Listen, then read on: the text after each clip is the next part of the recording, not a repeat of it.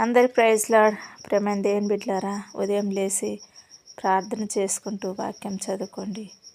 ఆ విధంగా చేస్తున్నట్లయితే ప్రభు తప్పకుండా కార్యం చేయని అంటున్నాడు.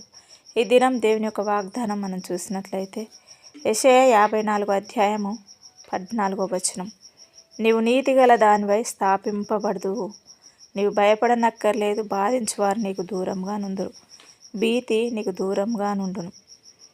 పరిశుద్ధ ఆత్మదేవుడు మనకు మంచి మాట చేత దర్శిస్తుంటున్నాడు. ఏమంటున్నాడంటే నీవు నీతి గల దానివై స్థాపింపబడదు అంటున్నాడు. కింది వచనాల్లో కూడా మనం చూసినట్లయితే భయపడనక్కర్లేదు, భీతి నీకు దూరంగా ఉంటుంది, బాధించేవారు నీకు దూరంగా ఉంటారని ఎంత మంచి మాటలు ప్రభు మనకు అందిస్తుంటున్నాడు.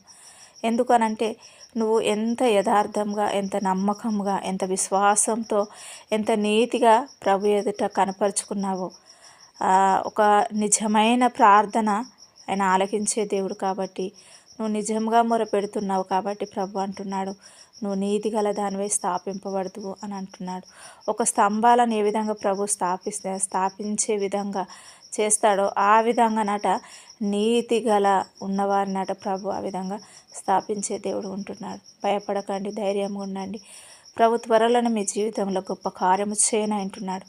ఈ సంవత్సరంలో, ఈ నెలలో గొప్ప అద్భుతమైన కార్యం ప్రభు మీ జీవితంలో చేయునుగా కానీ ప్రతిదినం ప్రార్థిస్తుంటున్నానండి. God bless you.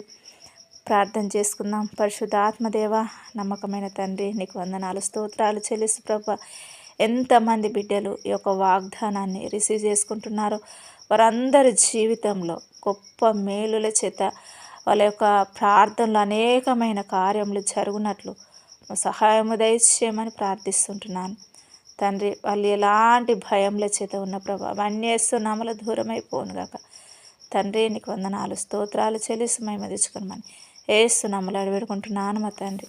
ఆమేన్.